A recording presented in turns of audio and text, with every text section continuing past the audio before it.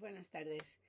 Esta vez quiero responder a una pregunta, que la tengo aquí en este papelito, que dice: ¿cómo has aprendido a mirarte a ti misma en relación con tu trabajo con los niños?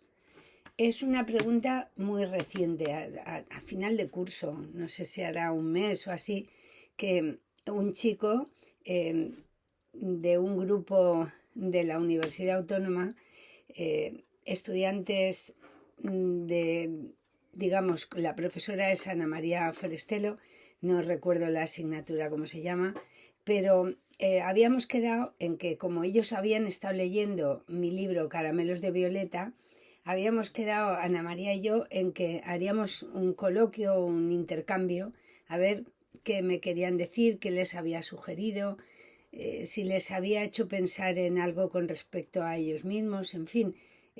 Estaba interesante el planteamiento. Yo además les pedí que prepararan cada cual un poema de su agrado, por si acaso en un momento dado nos daba por leerlos. Y bueno, el momento estuvo interesante, ¿no? Por las preguntas, por la actitud de ellos, que estaban así alegres, estaban como con ganas de hablar, me pareció, ¿no? Y de hecho hablaron. Y luego, dentro de las varias preguntas que se formularon y los varios comentarios, los poemas que se leyeron, un romance larguísimo que me gustó un montón. Y bueno, dentro de ese momento, en ese contexto, se formuló esa pregunta, la formuló uno de los chicos. Y bueno, a mí me gustó por lo que suponía de reto, porque no es una de las preguntas que yo, eh, vamos, que no es frecuente y no me la había planteado de esa manera, como tal pregunta-respuesta, con lo cual la tuve que pensar en ese momento, la contestación, ¿no? Y bueno, empecé, y lo comento aquí ahora, comentando que de mi manera de ser es compleja de decir, no la diremos, pero en cuanto a este tema de lo de mirarse hacia adentro, sí que hay un aspecto que es interesante, creo yo, señalar, y es que yo siempre he sido muy pensadora, elucubrante, siempre dándole vueltas a las cosas, siempre preguntándome los porqués. Entonces, claro, en esa manera mía pega muchísimo que no solo me pregunte el porqué de lo de los otros, sino también el porqué de lo mío. Pero eso, digamos, siguió un proceso. Entonces voy a intentar señalar varios puntos de ese proceso, por si a alguien le vale para saber cómo se me ha dado a mí y para a ver cómo se le da a ellos, ¿no?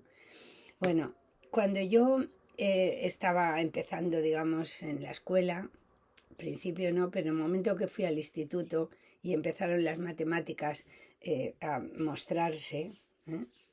Yo no entendía nada y no hacía más que preguntar eso por qué era y cómo se hacía y cómo se había llegado a esa conclusión.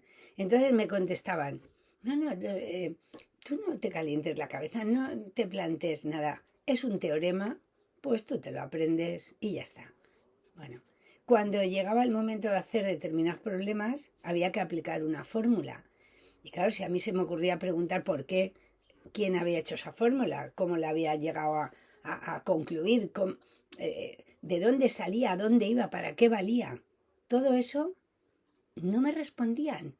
O sea, era como si el conocimiento matemático fuera un bloque pétreo, inabordable, y que no se pudiera uno preguntar por él. Entonces, esa manera de no poder acceder con mis preguntas, con mis dudas, hizo que yo al final hiciera lo que se me aconsejaba, es decir, me aprendí las fórmulas, me aprendí los teoremas, aprobé y odié las matemáticas. O sea, yo creo que el conocimiento, no solo el conocimiento, sino todas las cosas pasan por el centro de las personas.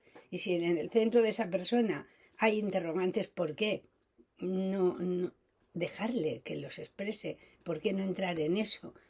¿Por qué no estimular la curiosidad y la creatividad en lugar de aplanarlas?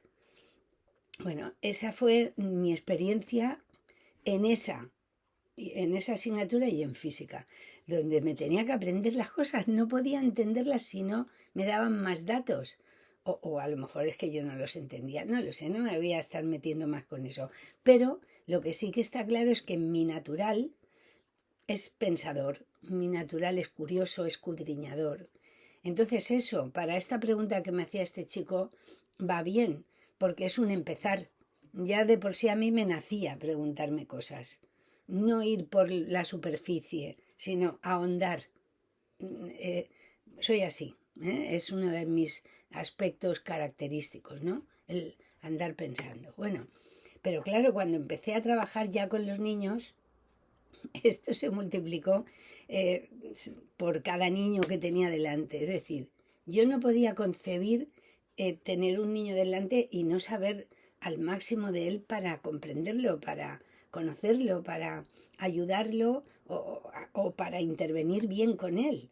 En la relación con cada niño yo lo escuchaba y llegaba, me hacía hipótesis, recababa datos de la familia, de los amigos, bueno, de su historia escolar, pero llegaba un momento que era el vínculo con él lo que me daba los datos más importantes, lo que me daba las pistas para conocerlo. Y ya que lo conocía un poco más, podía ver si realmente tenía que intervenir de la manera que lo estaba haciendo o tenía que cambiar de estrategia, en fin. Entonces se me multiplicaban las preguntas.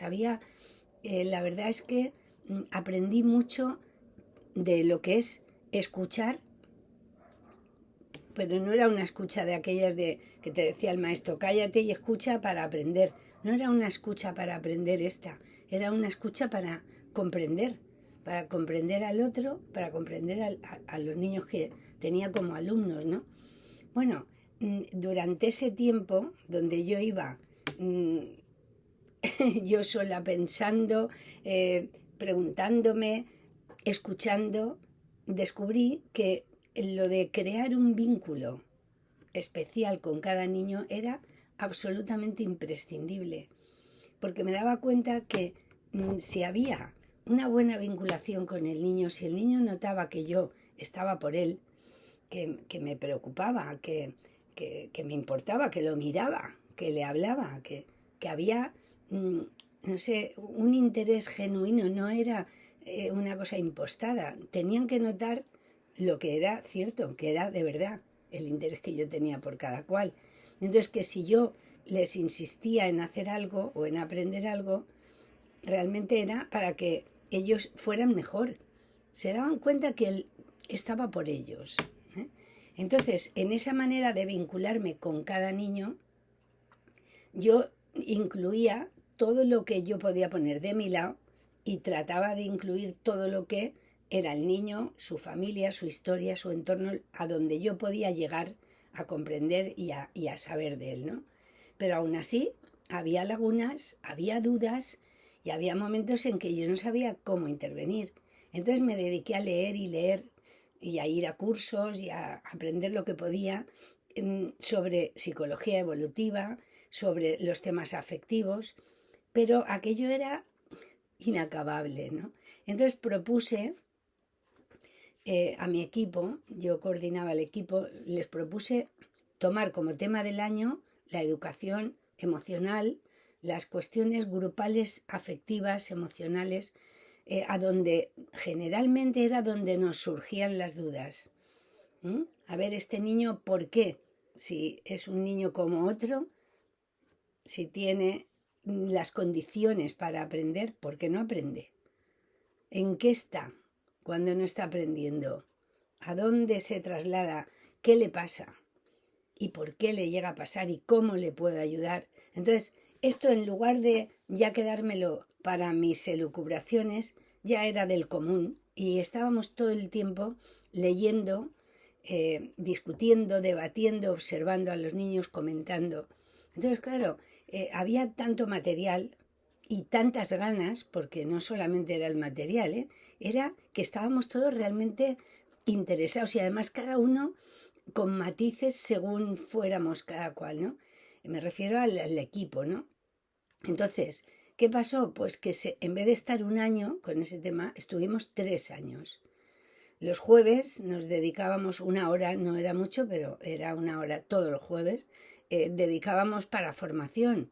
Entonces, por turnos, cada persona se preparaba un tema o un artículo de una revista, o bien un capítulo de un libro, o bien un libro entero. Y entonces esa persona durante varias sesiones estaba contándonos de viva voz sus conclusiones, o los párrafos, nos leía los párrafos que más le habían interesado, los que no estaba de acuerdo, los que, en fin, los que le recordaban a tal niño o a tal otro, y entonces lo hablábamos todos, ¿no? Y luego después leíamos, si era una cosa corta nos la fotocopiaba, si era un libro nos lo íbamos pasando. Es decir, estuvimos profundizando de la manera que supimos, ¿no? También fuimos a algún cursillo sobre este tipo de temas. Y en un momento dado nos surgió la necesidad de trabajar las cuestiones que tenían que ver con lo grupal, de trabajarlo con un psicólogo al que íbamos una vez por mes. Formamos lo que él llamaba un grupo operativo, a donde no solamente se tocaban los temas, por ejemplo, el liderazgo, la rivalidad, los temas que nos surgían cada día, como los niños que no aprenden, como cuestiones que nos planteaban interrogantes, sino también, no solo a nivel teórico, sino también a nivel de ver a nosotros qué resonancias personales nos hacían esos temas. Es decir, cómo éramos cada uno en relación con esos temas, cómo nos posicionábamos. El tema, por ejemplo, de la autoridad, el tema de cómo hacer que los niños entiendan y acepten las normas como cosa necesaria y como cosa útil para el funcionamiento del grupo, bueno, en algunos de nosotros no había problema con eso, pero a otros sí que les suponía problema. Entonces se tocaba qué significaba la ley, qué significaba aplicarla en un grupo de niños de estas edades, aún con la moral sin hacer heterónoma, aún pendientes de lo que otro les va marcando, y cómo ir construyendo su propia moral, ayudándolos a que la construyan, ¿no? Pero claro, en eso influía la historia personal y la experiencia y cómo se te había dado en la vida el seguir la ley tú, como persona, ya no como maestro, como persona, y después también como maestro, pero claro, lo de persona va antes, ¿no? Entonces, ¿qué pasa? Que si a ti siempre te había costado hacer caso y tenías, digamos, el halo en tu casa de que, vaya, como que eras desobediente o descreído, yo qué sé, todo eso que nos decían, ¿no? Si tú eras particularmente en ese punto, te costaba, bueno, pues ese punto no lo tenías demasiado asegurado. Había gente que lo que le daba era culpa poner la ley en su clase. Le daba lástima. Decían así, a mí me da lástima tenerme que poner aquí como en plan dictador y tal. O sea, confundían el poner unas normas y hacer que los niños las siguieran con toda naturalidad, no como algo traumático ni dictatorial ni nada de esto, sino las normas hacen falta para aclararnos, para que uno no le meta el dedo en el ojo al otro, porque los niños pequeños son primitivos y vienen, pues eso, de cada cual pensar en sí mismo, y si uno desea algo y le da placer tener un camión que lo tiene otro, pum, se lo arrebata, o si hace falta le da un mamporro para quitárselo, y tan a gusto que se quedan, porque están en un momento absolutamente narcisista, en un momento donde no comprenden que haya necesidad de poner leyes o de que él posponga su deseo, lo cual le generaría displacer, ante lo contrario, que es arrebatárselo y tener su deseo cumplido y tener placer, porque están en el tiempo donde prima el principio de placer sobre el principio de realidad. Es decir, que hablábamos de todo esto en ese grupo a nivel teórico, pero luego hablábamos de cada cual cómo le había ido el invento en su casa, de sus padres en el colegio, en el instituto, si te venía bien o mal, que te llamaran la atención. A nadie le viene bien, evidentemente, pero había quien se hundía en la miseria si le llamaban la atención, o se sentía fatal, fatal, o se revolvía y quería siempre enfrentarse, o sea, y cada uno lo habíamos llevado en la vida de una manera. El que tenía varios hermanos era distinto del que era hijo único, o sea, todo lo que es la casuística y lo que es la peculiaridad, pues es lo que se da en cada tema. Lo mismo da que fuera el tema de las normas, que el tema, por ejemplo, de la comida. Pues no hicimos reuniones porque notábamos que dos compañeras, sobre todo una, ponía mucha ración de comida a los niños. Y por mucho que lo hablábamos, no pongas tanta que luego les cuesta comérselo y entonces tenemos ahí, bueno, entonces ella decía que no lo veía tanta, que lo veía bien lo que ella ponía y se mantenía. Las demás veíamos que ponía de más. Había, digamos, como en general, había una que ponía más bien poco, en plan escaso, las demás poníamos una cosa intermedia y ella que ponía bastante. Y otra que también, ¿no? Dos bastante, una poco y las demás una cosa media. Entonces, lo hablábamos y decíamos la cantidad incluso, pero así con el cazo allí en medio de la reunión, o sea, vamos a ver, vamos a ponernos de acuerdo. Pero es que no había modo de llegar al acuerdo. ¿Y sabéis cómo llegamos al acuerdo y cómo pudimos trabajarlo en ese grupo operativo con una persona externa que podía vernos y oírnos distinto a como nos oímos entre nosotras, ¿no? Y el asunto era que nos pusimos a hablar, nos pidió que nos pusiéramos a hablar cada cual de qué relación había tenido con la comida en su infancia y en su adolescencia, sobre todo en la infancia hablábamos.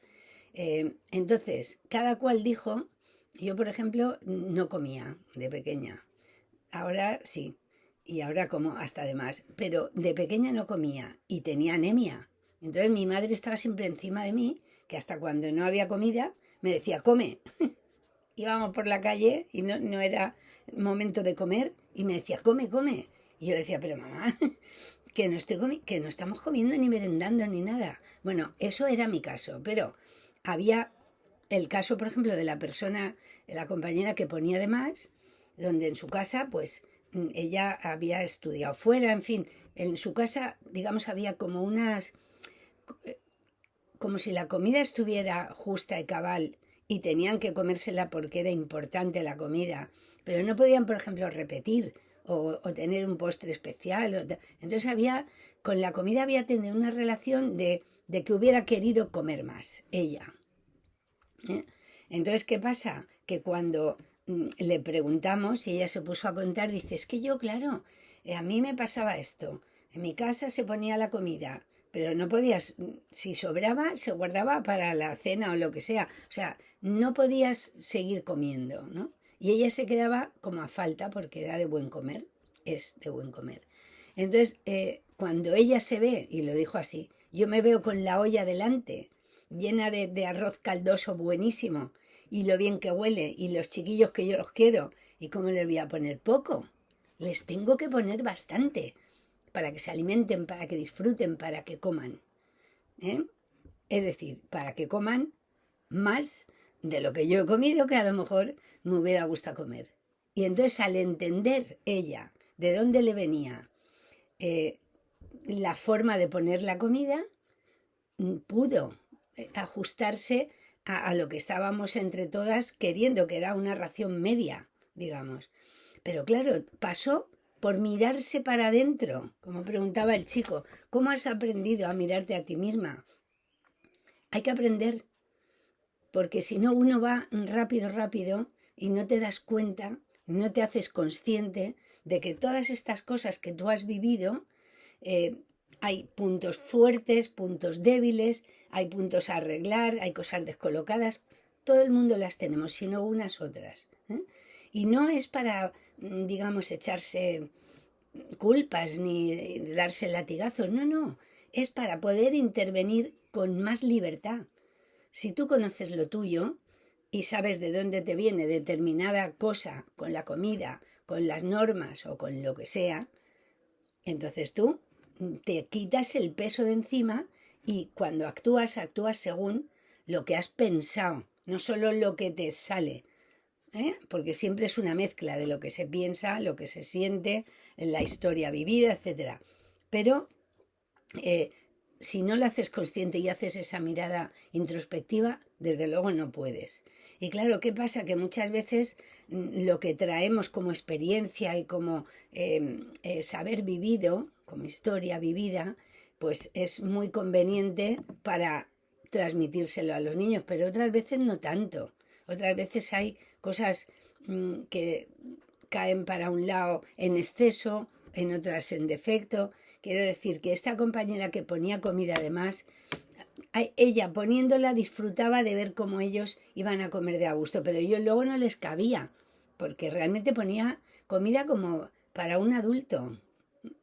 Y la ponía y no se daba cuenta de el tamaño de la gente que salía a comer, que tenía 4 años.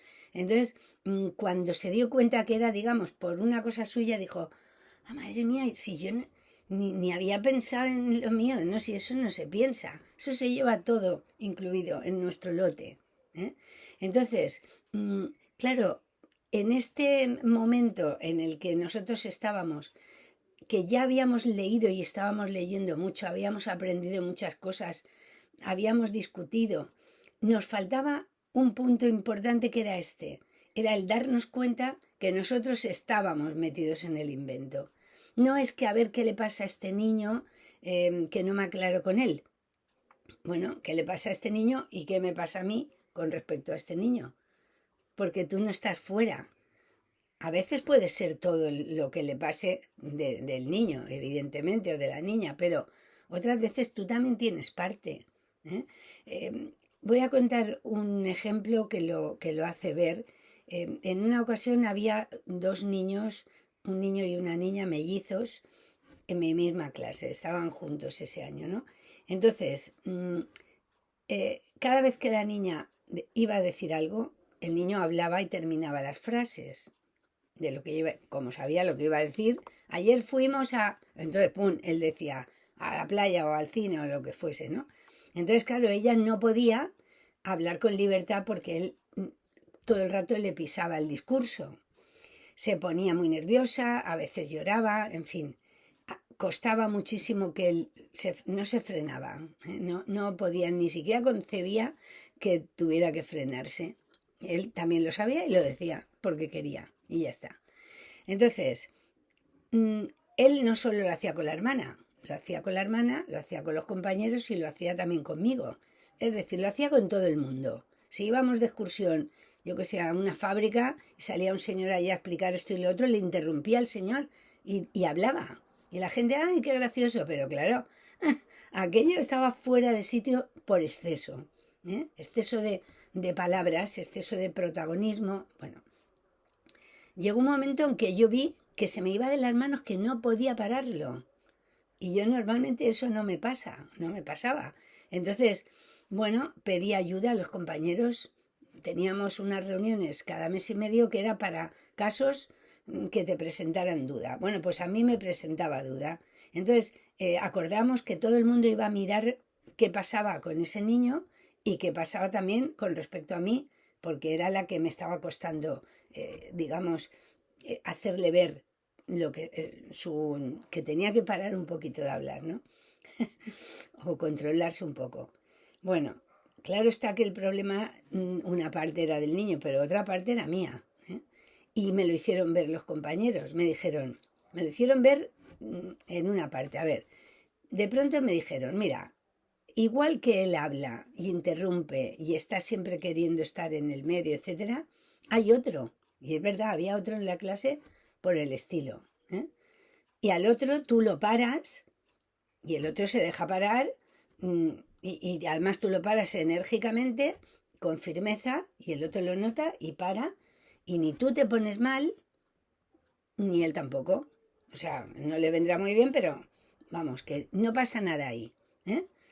Pero cuando lo vas a parar a él, como tú ya intuyes y sabes por otras veces anteriores que no se va a callar ni bajo el agua, entonces tú ya pones el límite o demasiado nerviosa o el caso es que no te hace caso. Entonces tú te pones más nervioso aún y os enzarzáis ahí en discutir, en argumentar, y luego algo tuyo también está ahí por medio, porque los dos son por el estilo. Entonces, vete pensando. Y entonces, claro, lo que me dieron es deberes y me los pensé. Y llegué a la conclusión siguiente.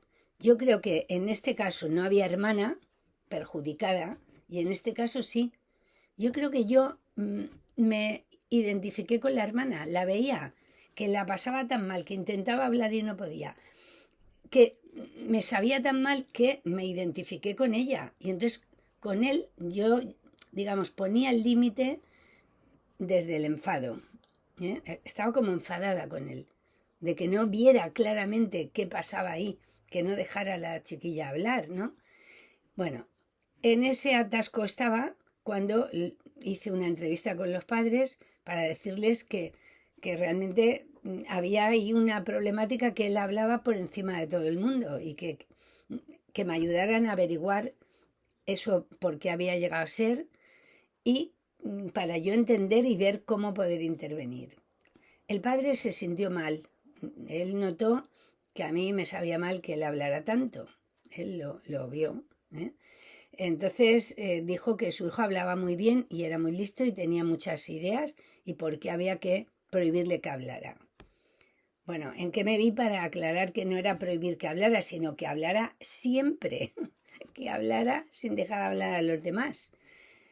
Entonces, aún así el padre estaba enfadado y ahí hubo un momento tenso en la entrevista y la madre ahí hizo una intervención que la verdad que le agradecí y que fue muy importante, ¿no? La madre de pronto le dijo al marido, mira, cállate un poco y escucha lo que te están diciendo, Mari Carmen. Escucha, él no deja hablar a nadie y en casa tampoco. No lo niegues. No deja hablar ni a nosotros, no deja hablar a la chiquilla que llora, no deja hablar si están los abuelos, no deja hablar a nadie. Él habla y habla y habla. Y tú tan contento. Eso la mujer al marido. Yo allí mirando.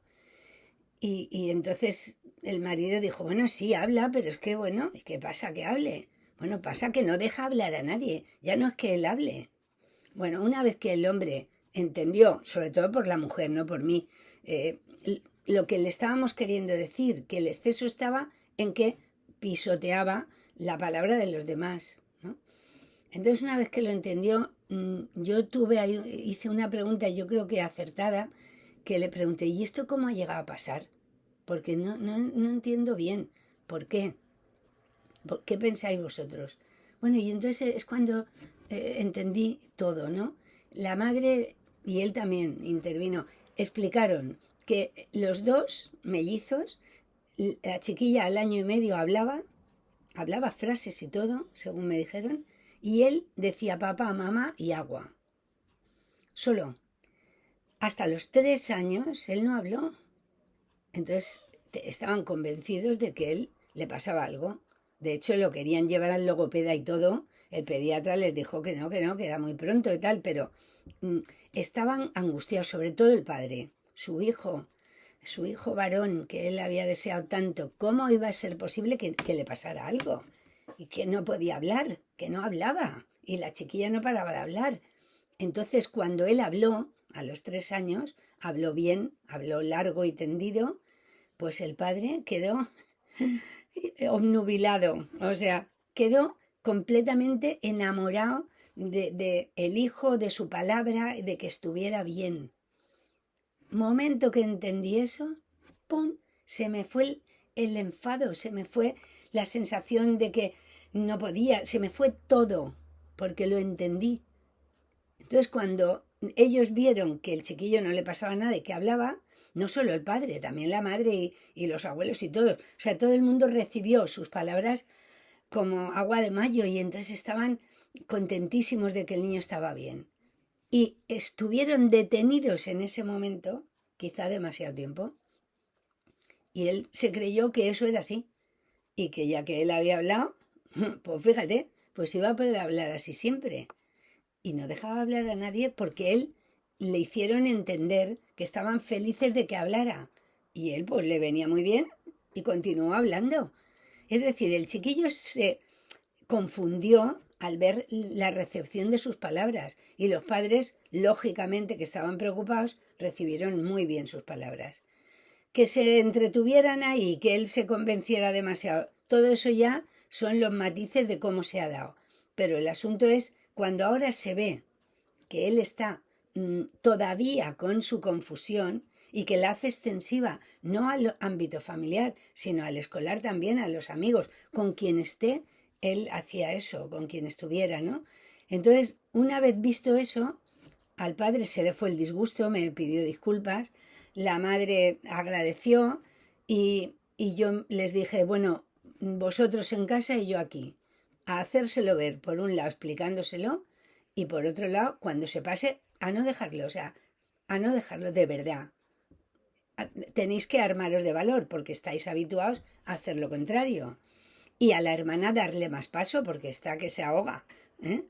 Y de hecho yo muchas veces me pongo como del lado de ella, les decía yo a los padres, y era verdad que me había identificado con ella. Luego había dos cosas de mi lado. Me identifiqué con la hermana una y no entendía lo que pasaba otra. Una vez que todo eso se pudo ir hablando, bueno, el chiquillo estaba, hacía unas cosas, hacía así, como que iba a hablar y hacía, y como que si se sujetara, pero físicamente se le veía porque era alto y grande, ¿no? Y hacía así un movimiento, sacaba la cabeza, y bueno, o sea que él estaba haciendo esfuerzos. De hecho, una vez se quejó, dice, yo estoy frenando y no me decís nada. Y yo le dije, no, no es verdad, sí que te decimos. Siempre te estamos diciendo, muy bien, la has dejado a tu hermana hablar, muy bien, tal. Claro, no íbamos a estar a cada segundo diciéndoselo, pero él, digamos, echaba en falta que se le valorase, ¿no? Porque le estaba costando bastante. Pero fue así como os cuento. Si yo no me pongo a averiguar, mis compañeros no me ayudan a ver que realmente con él había algo que no cuadraba, ¿eh? En mi actitud normal, habitual, ¿no? Entonces me puse a pensar y pensé en que me había identificado con la hermana, sí, pero aún faltaba algo más que explicaron los padres y que pudimos a partir de ahí empezar a intervenir de otra manera, en casa y en la escuela. El chiquillo mejoró muchísimo. No sé cuándo, si fue el año pasado, me los encontré por la calle, a los dos, iban los dos, y bueno, me saludaron muy cariñosos, yo también, y bueno, eran altísimos los dos, lo menos tendrían ya 16 años ahí cuando me los encontré. El caso es que le digo a la hermana, como si fuese el día antes, ¿no? Le digo, ¿y qué? ¿Te deja hablar ya? Como si hubiéramos estado en clase y fuera el día antes, ¿no? Y dice ella, todavía le cuesta, pero me deja. O sea, pudimos reanudar una cosa que habíamos llevado juntos, un cambio. Fue una cosa muy bonita ese encuentro que me gustó muchísimo. Pero lo digo porque este ejemplo, aunque sea largo, para mí es muy clarificador de que pasa por uno. Igual que el tema de la comida con mi compañera o el tema de las normas con la otra. O sea, cualquier cosa pasa por nosotros. Si no nos miramos para adentro, no conocemos de dónde nos van las teclas más flojas o las más fuertes, cómo podemos intervenir de una manera libre, de una manera que no les cargue a los niños con nuestras cosas. Es preciso mirar hacia adentro. Y cuando miras hacia adentro, aunque todo no lo sepas y todo no lo entiendas, pues vas yendo, vas yendo. Os digo otro ejemplo de una chica en un seminario que me dijo, un seminario era, a ver, era semanal, los martes pedagógicos se llamaba. Bueno, pues esta chica, uno de los martes esos, nos dijo al grupo y a mí que a ella le había pasado una cosa esa mañana y quería hablarla. Y lo que le había pasado era que en su clase un niño le había preguntado, señorita, yo me tengo que morir, y ella no se había atrevido a contestarle, según ella, porque ella era de la claridad, de decir las cosas, la verdad, ¿no? Y no se atrevía a decirle sí, porque le parecía una cosa dura. ¿Mm? Y tampoco se atrevía a decir no, porque era mentira. Con lo cual, digo, ¿y entonces qué hiciste? Le pregunté. Y dice, pues miré el reloj y dice, uy, la hora del patio. Dice, pues los eché al patio. Los eché al patio a las 9 de la mañana. Si a las 9 de la mañana los echó al patio, imagínate qué conclusión sacaría ese niño que preguntó. Uy, esto no se puede preguntar, porque la maestra se ha puesto muy nerviosa. Nunca más le preguntó. El caso es que ella me preguntaba a mí, quiero saber por qué me ha pasado esto. Y yo le dije, esto es cosa tuya, tienes que mirar hacia adentro, tienes que recordar, tú lo tienes que averiguar, porque yo qué sé, yo qué sé. Entonces, bueno, varios martes después ella vino y contó que lo había averiguado de alguna forma, ¿no? Que ella se dio cuenta de que en su casa, en casa de los padres, no se hablaba nunca de la muerte, nunca, nunca. ¿Eh?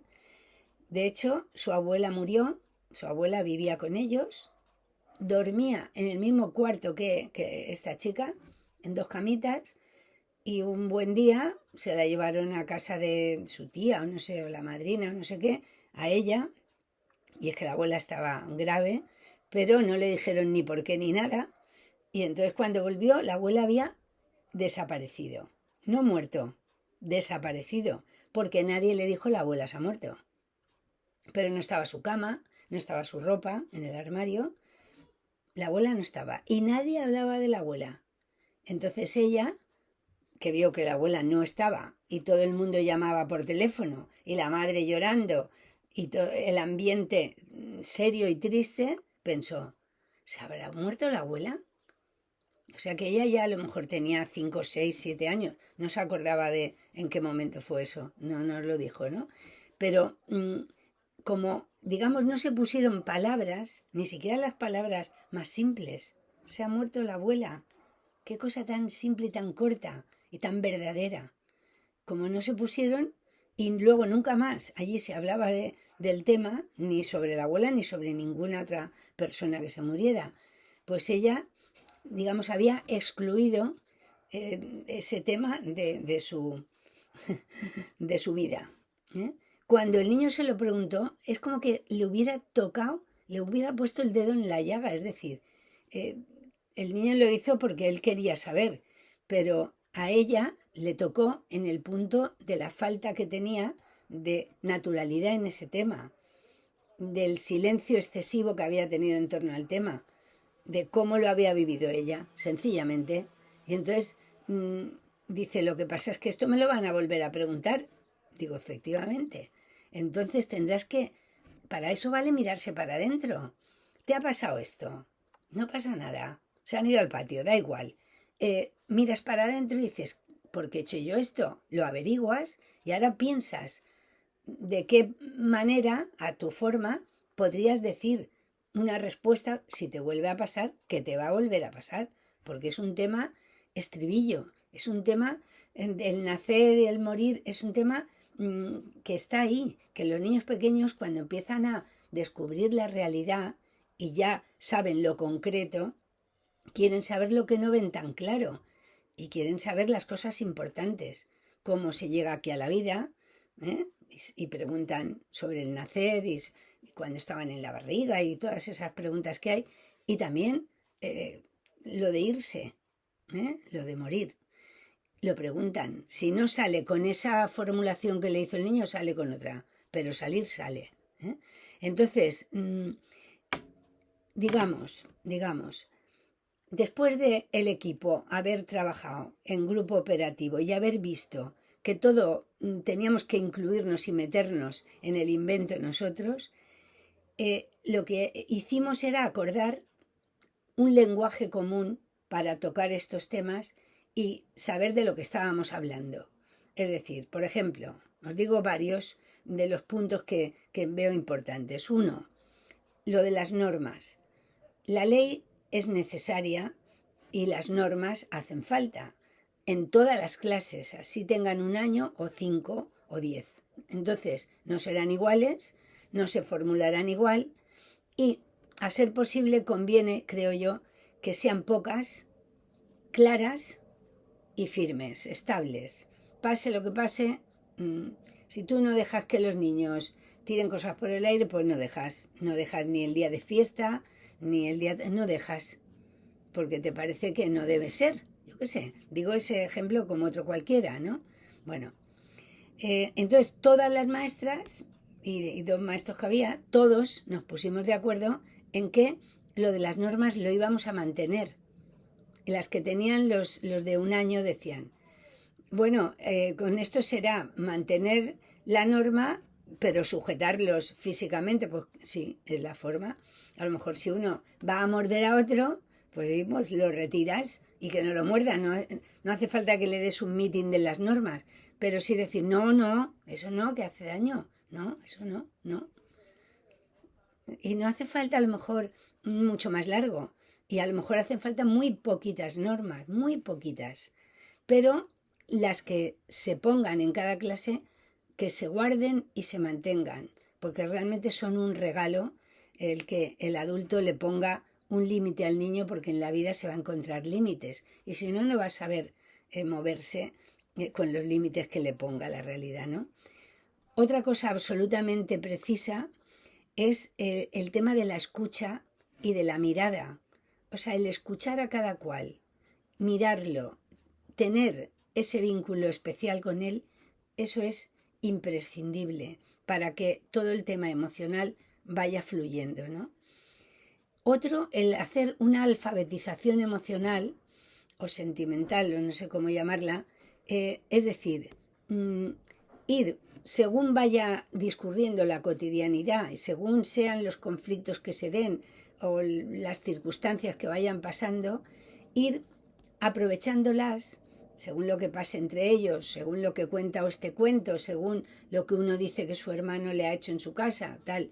Según todo lo que va pasando, el maestro puede aprovechar todas esas circunstancias para ir poniéndole nombre a cada sentimiento, a cada estado emocional, para que el niño cuando se sienta conmovido por lo que sea, rabia, celos, envidia, alegría, por el sentimiento que sea, que sepa qué le pasa, que sepa nombrarlo, ponerle nombre a las cosas, ordena, apacigua, da claridad y no se siente el niño como desbordado, como mareado por lo que en ese momento siente, ¿no? Porque sabe lo que es, porque se ha hablado.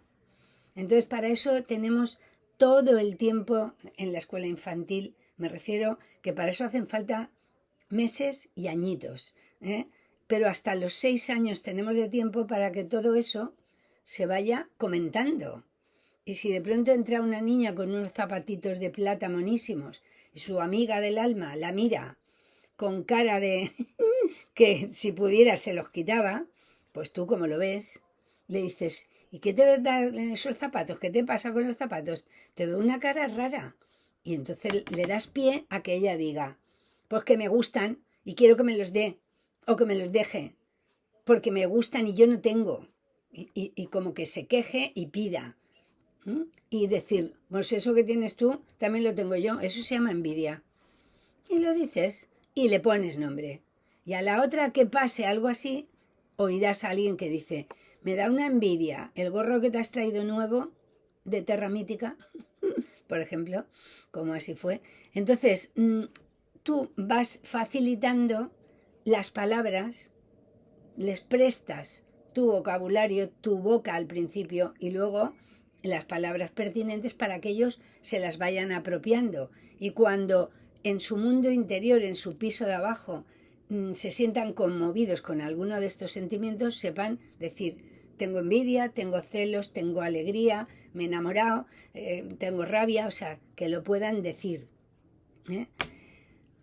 Otra cosa importante es esa mirada conjunta que te pueden prestar los compañeros de equipo. Cuando hay un equipo estable y con confianza, nunca te sientes solo, porque te puedes permitir hasta que te miren y te digan, parece que aquí te pasa algo, como me hicieron a mí en aquel caso, ¿no? Y en la mirada del otro, a lo mejor tú ves hasta donde puedes ver, pero a lo mejor el otro llega y ve otra cosa que tú no la veías. Entonces, hablar de los casos dudosos en grupo es muy importante. Y la última que yo comentaría es el contar con el propio grupo.